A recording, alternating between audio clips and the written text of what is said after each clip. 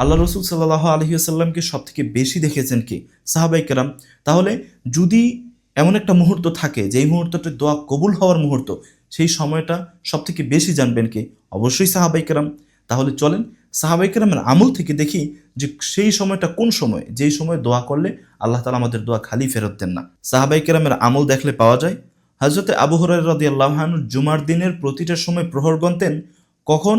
বাদাল আসর হবে, আসরের নামাজের পর থেকে সূর্যাস্তের আগ পর্যন্ত। তিনি বলেন, আমি নিশ্চিতভাবেই বলতে পারতেছি আল্লাহ রসুল যে বলছেন সেই সময় দোয়া কবুল হবে। জুমার দিনের এমন একটা মুহূর্ত আছে, সেই সময় দোয়া কবুল হবে। সেটা কখন?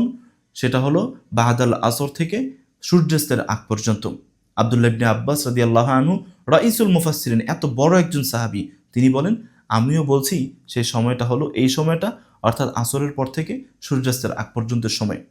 এবং আরেকজন সাহাবী জুবাইর রাদিয়াল্লাহু আনহু, তার ঘটনা দেখলে বোঝা যায় তিনি আসরের পর থেকে মাগরিবের আগ পর্যন্ত, অর্থাৎ সূর্যাস্তের আগ পর্যন্ত দুনিয়াবি কোনো কথা তো বলতেনই না, দুনিয়ার কোনো মানুষের সাথে কোনো কথা বলতেন না, কোনো কাজে থাকতেন না। তিনি শুধু ওই সময়টায় ইস্তেগফার, আল্লাহ তাআলার উপরে জিকির এবং আল্লাহ তাআলার কাছে চাইতেন, ক্ষমা চাইতেন, আল্লাহ তাআলার কাছে তার সমস্ত হাজত পেশ করতেন, যা দরকার ছিল সব আল্লাহর কাছে বলতেন, জান্নাতের জন্য দোয়া করতেন, ক্ষমার জন্য দোয়া করতেন, দুনিয়ার পেরেশানি মুক্তির জন্য দোয়া করতেন, ঋণ পরিশোধের দোয়া করতেন, সব কিছু আল্লাহর কাছে তিনি ওই সময়টায় তুলে ধরতেন।